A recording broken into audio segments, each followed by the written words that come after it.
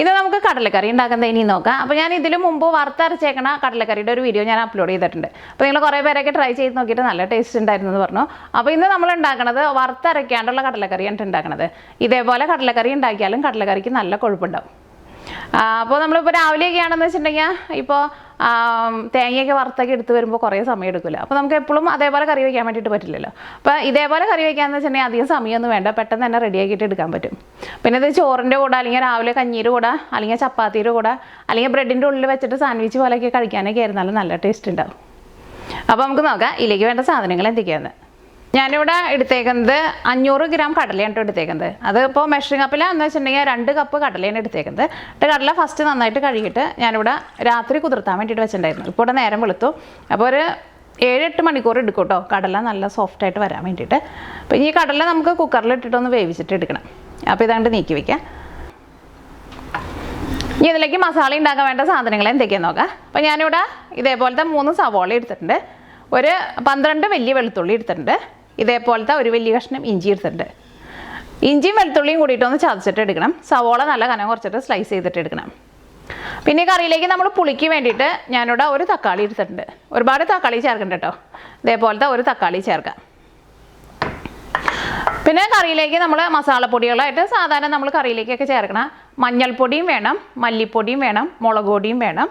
പിന്നെ ഗരം മസാല വേണമെന്ന് വെച്ചിട്ടുണ്ടെങ്കിൽ നിങ്ങൾ ഗരം മസാല ചേർക്കാം. ഞാനിവിടെ ഗരം മസാലയ്ക്ക് പകരം ഞാനിവിടെ പെരിഞ്ജീരകം എടുത്തേക്കുന്നത്. അത് ഞാനിവിടെ 1.5 ടേബിൾ സ്പൂൺ എടുത്തിട്ടുണ്ട്. അപ്പോൾ ഈ പെരിഞ്ജീരകം ഫസ്റ്റ് ഒന്ന് ചൂടാക്കിയിട്ട് വേണം പൊടിച്ചിട്ട് എടുക്കാൻ വേണ്ടിയിട്ട്. പിന്നെ നമ്മൾ കറിയിലേക്ക് മല്ലിപ്പൊടി ചേർക്കുമല്ലോ, അപ്പോൾ മല്ലി ഫ്രഷ് ആയിട്ട് പൊടിച്ചിട്ട് ചേർക്കുക. അപ്പോഴായിരിക്കും നമ്മുടെ കറിക്ക് ശരിക്കും വറുത്തരച്ച് വെക്കുന്ന കറിയുടെ സ്മെല്ലൊക്കെ ഉണ്ടാവുക. അപ്പോൾ പിന്നെ കറിവേപ്പില ഉണ്ടെന്ന് വെച്ചിട്ടുണ്ടെങ്കിൽ കറിവേപ്പിലയും ചേർക്കാം. അപ്പോൾ എൻ്റെ അടുത്ത് കുറച്ച് ഉണങ്ങിയ കറിവേപ്പിലയാണ് ഇരിക്കുന്നത്. അപ്പോൾ നാട്ടിലൊക്കെ ആകുമ്പോൾ പിന്നെ നല്ല ഫ്രഷ് ആയിട്ടുള്ള കറിവേപ്പില കിട്ടുമല്ലോ, അപ്പോൾ കറിവേപ്പിലയും ചേർക്കാം. അപ്പോൾ ഇത്രയ്ക്ക് സാധനങ്ങൾ മാത്രമേ ആവശ്യമുള്ളൂ. അപ്പോൾ നമുക്ക് മെയിനായിട്ട് ചെയ്യേണ്ടത് എന്താണെന്ന് വെച്ചിട്ടുണ്ടെങ്കിൽ കടല ഒന്ന് വേവിച്ചിട്ട് എടുക്കാം. അപ്പോൾ നമുക്ക് ഫസ്റ്റ് കടല ഒന്ന് വേവിച്ചിട്ട് എടുക്കാം. അപ്പോൾ കടല വേവിച്ചെടുക്കാൻ വേണ്ടിയിട്ട് കുക്കറിലിട്ടിട്ട് കടല വേവിക്കണം കേട്ടോ, അല്ലെങ്കിൽ നമുക്ക് കടല ശരിക്കും വെന്ത് കിട്ടില്ല.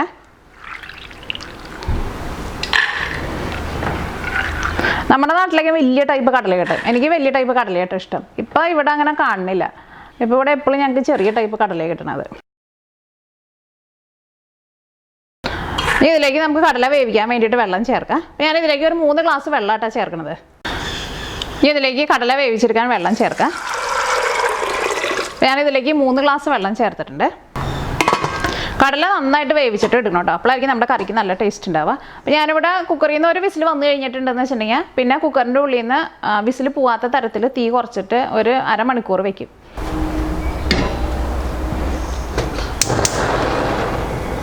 അപ്പോൾ ഇനി കടല വേവുമ്പോഴേക്ക് നമുക്ക് പെരിഞ്ജീരകം ഒന്ന് ചൂടാക്കിയിട്ട് പൊടിച്ച് വയ്ക്കാം. അപ്പോൾ ചൂടാക്കുമ്പോൾ ഇതിലേക്ക് ഓയിലൊന്ന് ചേർക്കണ്ട കേട്ടോ.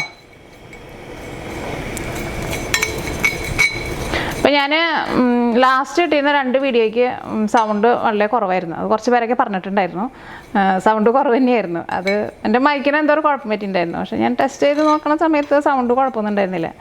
പിന്നെ വീഡിയോ റെക്കോർഡിങ് കഴിഞ്ഞ് നോക്കി കഴിഞ്ഞപ്പോൾ സൗണ്ട് കുറവ്.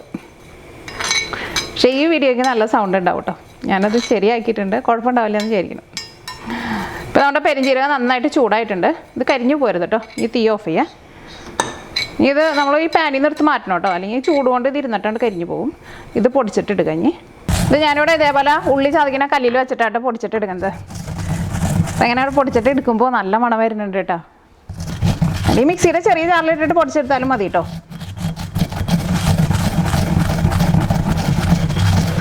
ഇപ്പോൾ നമ്മുടെ കടല വെന്തണ്ടോ നോക്കാം. അപ്പോൾ നമ്മുടെ കടല വെന്ത് നല്ല സോഫ്റ്റ് ആയിട്ടുണ്ട്. അപ്പോൾ ഞാനിവിടെ തീ കുറച്ച് വെച്ചിട്ടാട്ടോ വേവിച്ചിട്ട് എടുത്തിട്ടുണ്ടായിരുന്നത്. ഒരു വിസിൽ വന്നു കഴിഞ്ഞപ്പോൾ ഞാനിവിടെ ഒരു 40 മിനിറ്റ് തീ നന്നായിട്ട് കുറച്ചിട്ടാണ് വെച്ചിട്ടുണ്ടായിരുന്നത്. അത് നമുക്ക് സമയം ഉണ്ടെന്ന് വെച്ചിട്ടുണ്ടെങ്കിൽ അതനുസരിച്ചിട്ട് നമ്മൾ തീ കുറച്ചിട്ട് അവിടെ ഇട്ടാൽ മതി. അതങ്ങനെ ഇരുന്ന് അങ്ങനെ ചെറിയ തീയിൽ ഇരുന്നിട്ട് വെന്തോളും. അപ്പോൾ നല്ല സോഫ്റ്റായിട്ട് വന്നിട്ടുണ്ട്. അപ്പോഴായിരിക്കും ഈ കറി കഴിക്കാൻ വേണ്ടിയിട്ട് നല്ല ടേസ്റ്റ് ഉണ്ടാവുക. ഇനി നമുക്ക് ഇതിലേക്കുള്ള മസാല റെഡിയാക്കിയിട്ട് എടുക്കാം. ഇനി നമുക്ക് സവോള നല്ല കനം കുറച്ചിട്ടൊന്ന് സ്ലൈസ് ചെയ്തിട്ട് എടുക്കുക. ഇവിടുത്തെ സവോളയ്ക്ക് നമ്മുടെ നാട്ടിൽ കിട്ടുന്ന സവോളേനേക്കാളും കുറച്ചും കൂടി നല്ലൊരു കളറുണ്ട് കേട്ടോ. പക്ഷേ ടേസ്റ്റിന് വ്യത്യാസമൊന്നുമില്ല. എനിക്ക് തോന്നുന്നു നമ്മുടെ നാട്ടിലെ സവോളയ്ക്കായിരിക്കും കുറച്ചും കൂടി നല്ല ടേസ്റ്റ് ഉണ്ടാവുക.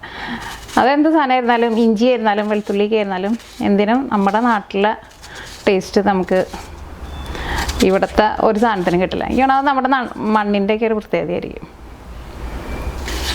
പിന്നെ ഇവിടെ ഞങ്ങൾക്ക് മത്തി കിട്ടും കേട്ടോ.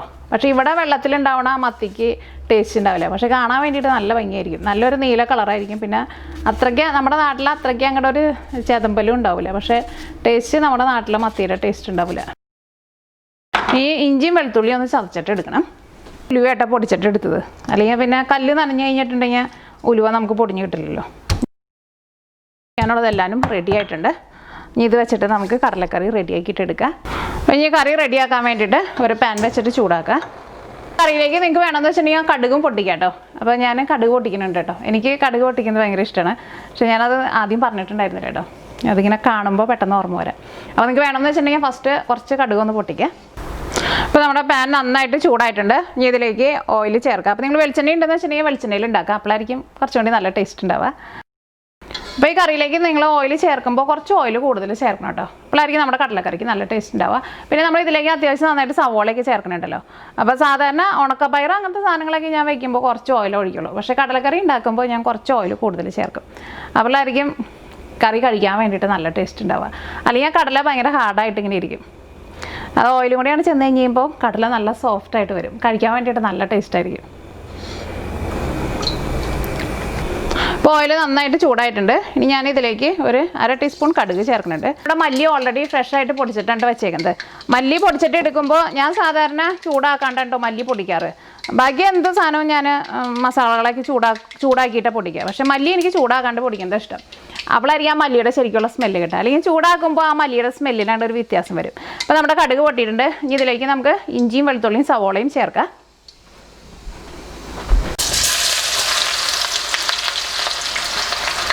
ഫസ്റ്റ് നമുക്ക് ഇഞ്ചിയും വെളുത്തുള്ളിയും ചതച്ചത് ചേർക്കാം. അത് ചെറുതായിട്ടൊന്ന് മൊരിഞ്ഞ് കഴിയുമ്പോൾ നമുക്ക് ഇതിലേക്ക് സവോള ചേർക്കാം. അപ്പോൾ ഇഞ്ചിയും വെളുത്തുള്ളി ഇതേപോലെ ചേർക്കുമ്പോൾ നമുക്കത് നന്നായിട്ടൊന്ന് മൊരിഞ്ഞ് കിട്ടും. അല്ലെങ്കിൽ പിന്നെ സവോളയും കൂടിയിട്ട് ഒരുമിച്ച് ചേർത്തിട്ടുണ്ടെന്ന് വെച്ചിട്ടുണ്ടെങ്കിൽ സവോളയുടെ ഉള്ളിലുള്ള വെള്ളം കൊണ്ട് നമുക്ക് ഇഞ്ചിയും വെളുത്തുള്ളിയും ശരിക്കാണ്ട് മൊരിഞ്ഞ് കിട്ടില്ല. അല്ലെങ്കിൽ പെട്ടെന്ന് ആ സവോളയുടെ ഇഞ്ചിയുടെയും കളർ കണ്ട് മാറിയിട്ട് ഇപ്പോൾ നല്ലൊരു ഗോൾഡൻ കളറായിട്ടുണ്ട്. അല്ലെങ്കിൽ സവോളയുടെ കൂടെ ചേർത്തിട്ടുണ്ടെന്ന് വെച്ചിട്ടുണ്ടെങ്കിൽ അതിങ്ങനെ വലിയ അനക്കമൊന്നും ഇല്ലാണ്ട് ഇങ്ങനെ കിടക്കും. ഇനി സവോള ചേർത്ത് കഴിഞ്ഞിട്ടുണ്ടെങ്കിൽ പിന്നെ ഇഞ്ചിയും വെളുത്തുള്ളിയാണ്ട് കരിഞ്ഞു പോവില്ല. ഈ സവോള നമുക്ക് നന്നായിട്ടൊന്ന് വഴറ്റിയിട്ട് എടുക്കണം. ഈ സവോള മൊരിഞ്ഞിട്ട് നല്ലൊരു ഗോൾഡൻ കളറാവാൻ വേണ്ടിയിട്ട് നിൽക്കണ്ട. സവോള ഒന്ന് നന്നായിട്ടൊന്ന് സോഫ്റ്റായിട്ട് വരണം. ഇതിലേക്ക് നമുക്ക് 2 പച്ചമുളകും ചേർക്കാം. പച്ചമുളക് വളരെ കുറച്ച് ചേർത്താൽ മതി. മുളക് പൊടിയാണ് കൂടുതൽ ചേർക്കേണ്ടത്.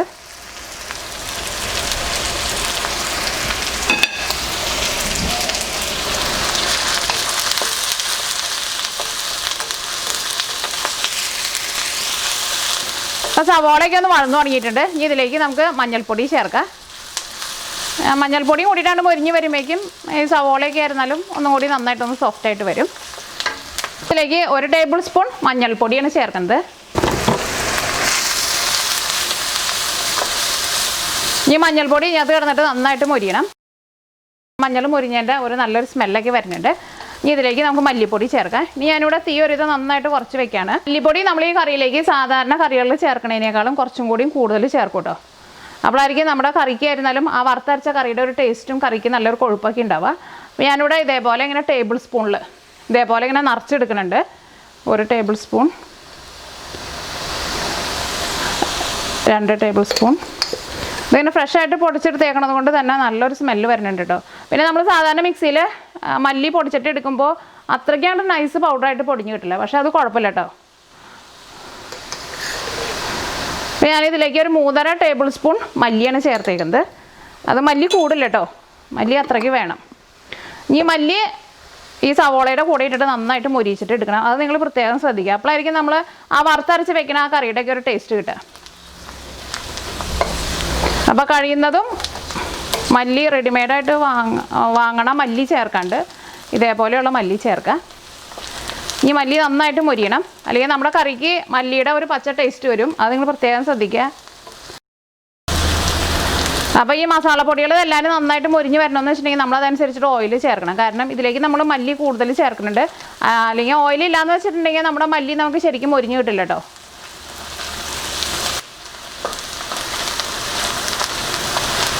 അപ്പോൾ നമ്മുടെ മല്ലി നന്നായിട്ട് മൊരിഞ്ഞിട്ടുണ്ട്. മല്ലി മൊരിഞ്ഞതിൻ്റെ നല്ലൊരു സ്മെല്ലൊക്കെ വരുന്നുണ്ട്. ആ പച്ച സ്മെല്ല് പോയിട്ടുണ്ട്. ഇനി ഇതിലേക്ക് ഞാനിവിടെ മുളക് പൊടി ചേർക്കാൻ വേണ്ടിയിട്ട് പോവാണ്. അപ്പോൾ മുളക് പൊടി ഒന്നല്ലേ നിങ്ങളുടെ എരിവിനനുസരിച്ചിട്ട് ചേർക്കുക. കാരണം പല മുളക് പൊടിക്കും പല എരിവായിരിക്കും. അപ്പോൾ ഞാനിവിടെ ടേബിൾ സ്പൂണിലാണ് ചേർക്കുന്നത്. ഇതേപോലെ തന്നെ നിറച്ചെടുത്തിട്ടുണ്ട്. ഞാനിതിലേക്ക് ഒരു 2.5 ടേബിൾ സ്പൂൺ മുളക് പൊടി ചേർത്തിട്ടുണ്ട്. കാരണം എൻ്റെ മുളക് പൊടിക്ക് എരിവ് കുറവാണ് കേട്ടോ. അപ്പോൾ നിങ്ങൾക്ക് സാധാരണ കറികളിൽ ചേർക്കുമ്പോൾ അറിയാമല്ലോ എന്തോരം മുളക് പൊടി ചേർക്കണം എന്നുള്ളത്. അപ്പോൾ അത് നിങ്ങളുടെ എരിവിനനുസരിച്ചിട്ട് ചേർക്കാം. ഇനി മുളക് പൊടിയും ഇതിനകത്ത് കിടന്നിട്ട് നന്നായിട്ട് മൊരിയണം. മുളക് പൊടിയൊക്കെ ചേർത്ത് കഴിഞ്ഞ് കഴിയുമ്പോൾ തീ നന്നായിട്ട് കുറച്ച് വയ്ക്കുക. കാരണം മുളക് പൊടി പെട്ടെന്നായിട്ട് കരിഞ്ഞു പോകും. അപ്പോൾ അതുകൊണ്ട് തന്നെയാണ് നമ്മൾ ലാസ്റ്റ് ചേർക്കുന്നത് മുളക് പൊടി.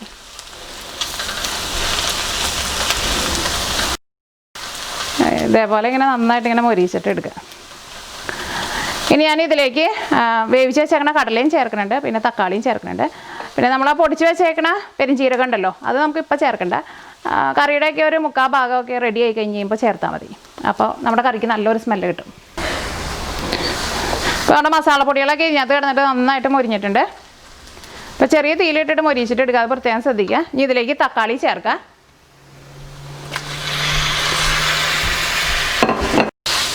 ഇനി ഇതിലേക്ക് വേവിച്ച് വെച്ചേക്കണ കടല ചേർക്കുക. ഈ തക്കാളി നമുക്കങ്ങോട്ട് വെന്തുടയാൻ വേണ്ടിയിട്ട് നിൽക്കണ്ട കേട്ടോ. ആ കടലയുടെ കൂടെ കിടന്നിട്ട് അങ്ങോട്ട് വെന്തോളും. പിന്നെ ഇതിലേക്ക് ഞാനിവിടെ കടല ചേർക്കാൻ വേണ്ടിയിട്ട് പോവാണ്.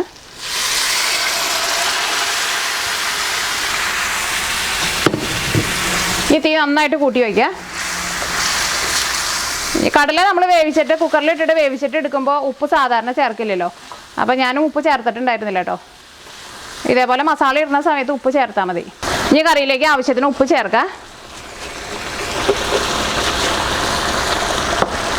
അപ്പോൾ നമ്മുടെ കറി നന്നായിട്ട് തിളച്ചിട്ടുണ്ട്. ഇനി ഞാനിവിടെ ചെറിയ തീയിലിട്ടിട്ട് മൂടി വെച്ചിട്ടാണ് കറി വേവിക്കാൻ വേണ്ടിയിട്ട് പോണത്. അത് നിങ്ങൾ പ്രത്യേകം ശ്രദ്ധിക്കുക. കാരണം തീ എങ്ങാനും കൂട്ടി വെച്ചിട്ടുണ്ടെന്ന് വെച്ചിട്ടുണ്ടെങ്കിൽ ഈ കറിയുടെ ഈ ചാറൊക്കെ പെട്ടെന്ന് അങ്ങോട്ട് വറ്റി കറി പെട്ടെന്ന് അങ്ങോട്ട് റെഡിയാവും. പക്ഷേ കറി അങ്ങനെ പെട്ടെന്ന് റെഡിയാക്കിയിട്ട് എടുക്കാണ്ടിരിക്കുന്നതായിരിക്കും കുറച്ചുകൂടി നല്ല ടേസ്റ്റ് ഉണ്ടാവുക. കാരണം ചെറിയ തീയിലിട്ടിട്ട് ഇങ്ങനെ മൂടി വെച്ചിട്ട് വേവിക്കണം. അപ്പോൾ ഈ കടലയുടെ ഉള്ളിലേക്കൊക്കെ മസാല നന്നായിട്ട് കയറും. അപ്പോഴായിരിക്കും കറിക്ക് നല്ല ടേസ്റ്റ് ഉണ്ടാവുക. അപ്പോൾ നമുക്ക് സമയം ഉണ്ടെന്ന് വെച്ചിട്ടുണ്ടെങ്കിൽ എത്ര സമയം കൂടുതലെടുത്തിട്ട് കറി ഇതേപോലെ മൂടി വെച്ചിട്ട് വേവിക്കണോ അത്രയ്ക്ക് ടേസ്റ്റ് ഉണ്ടാവും നമ്മുടെ കടലക്കറിക്ക്. അപ്പോൾ ഞാനിവിടെ ഒരു മീഡിയം ഫ്ലെയിമിനേക്കാളും കുറച്ചും കൂടി ഒന്ന് കുറച്ച് വെച്ചിട്ടാണ് കറി മൂടി വയ്ക്കാൻ വേണ്ടിയിട്ട് പോകുന്നത്. പിന്നെ നമ്മളെപ്പോഴും ഇതിൻ്റെ അടുത്ത് നിൽക്കേണ്ട ആവശ്യമില്ല. നമ്മൾ ഇടയ്ക്ക് വന്നിട്ട് ജസ്റ്റ് ഒന്ന് ഇളക്കിയിട്ട് കൊടുത്താൽ മതി. അപ്പോൾ കറി ഒരു ഇതങ്ങോട്ട് റെഡി ആയിട്ട് വന്നു കഴിയുമ്പോൾ ചെറുതായിട്ട് എണ്ണയ്ക്ക് ഒന്ന് തെളിഞ്ഞിട്ട് വരും. അപ്പോൾ ഞാനിവിടെ കറി മൂടി വയ്ക്കാൻ വേണ്ടിയിട്ട് പോവാണ്. അപ്പോൾ കുറച്ച് കഴിഞ്ഞ് കഴിഞ്ഞിട്ട് നമുക്ക് കറിയിലേക്ക് ആ പൊടിച്ച് വെച്ചേക്കണ പെരിഞ്ചീരകം ചേർക്കാം കേട്ടോ. ഈ കറി ഇടയ്ക്ക് ഒന്ന് ഇളക്കിയിട്ട് കൊടുക്കണം. ഇപ്പോൾ കറി ഒരു 3/4 ഭാഗം റെഡി ആയിട്ടുണ്ട്. ഇനി ഇതിലേക്ക് നമ്മൾ ആ പൊടിച്ച് വെച്ചേക്കണ പെരിഞ്ചീരകം ഉണ്ടല്ലോ, ആ പെരിഞ്ചീരകം ചേർക്കാം.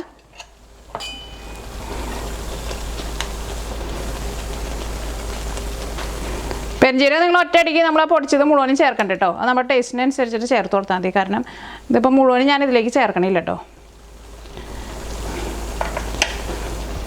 ഇതിപ്പോൾ കുറച്ച് ഞാനിവിടെ നീക്കി വെച്ചിട്ടുണ്ട്.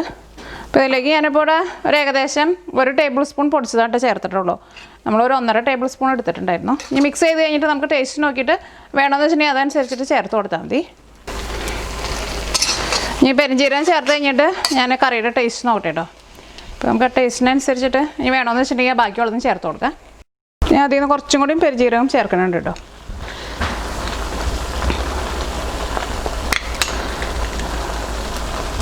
അപ്പോൾ ഞാൻ ആ പൊടിച്ചതിന് കുറച്ച് ഞാനിവിടെ മാറ്റി വെച്ചിട്ടുണ്ട്.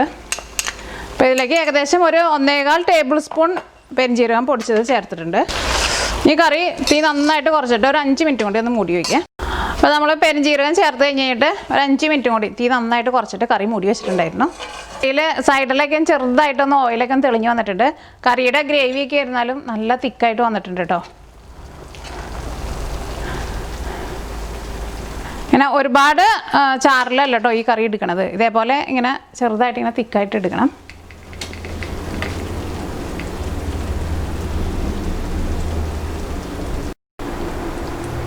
അപ്പോൾ ഈ കറി ഒരു സർവിങ് പ്ലേറ്റിലേക്ക് പകർത്താം.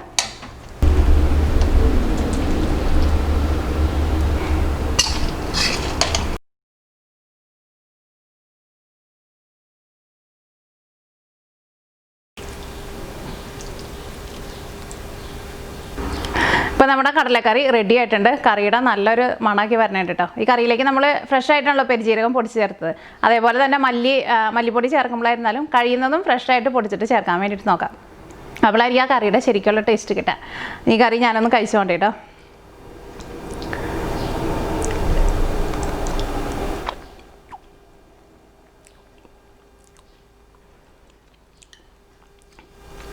ഈ കടല നമ്മൾ വായിലിട്ടിട്ട് കടിക്കേണ്ട ആവശ്യമില്ല. വായിൽ വെച്ച വഴിക്ക് തന്നെ അതങ്ങോട്ട് അലിഞ്ഞു പോകും. അതേപോലെ കടല അത്രയ്ക്ക് നന്നായിട്ട് വെന്തിട്ടുണ്ട്.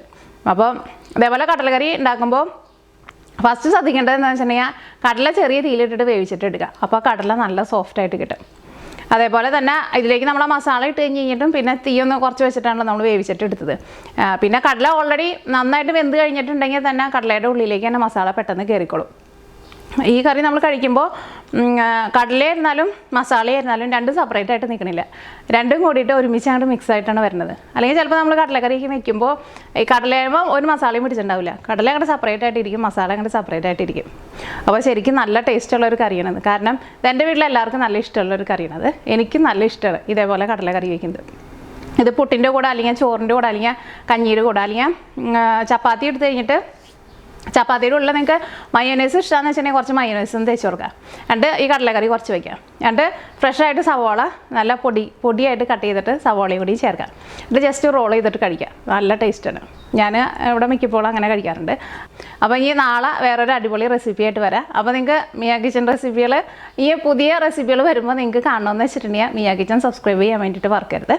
അപ്പോൾ ഈ വീഡിയോയുടെ അടിയിൽ സബ്സ്ക്രൈബ് എന്ന് പറഞ്ഞിട്ടൊരു ഇതുണ്ടാവും. അതും ഒന്ന് ക്ലിക്ക് ചെയ്ത് കൊടുക്കുക. അത് കഴിഞ്ഞ് കഴിയുമ്പോൾ ആ സൈഡിൽ തന്നെ ഒരു ബെൽ ബട്ടൺ കൂടി വരും. അതും കൂടിയിട്ടൊന്ന് പ്രസ് ചെയ്ത് കൊടുക്കണം. എന്നാൽ മാത്രമേ പുതിയ വീഡിയോസിൻ്റെ നോട്ടിഫിക്കേഷൻ കിട്ടുള്ളൂ. അപ്പോൾ നിങ്ങൾ ട്രൈ ചെയ്ത് നോക്കാൻ വേണ്ടിയിട്ട് മറക്കരുത്. അപ്പോൾ നമുക്ക് നാളെ വേറെ റെസിപ്പി ആയിട്ട് വരാം.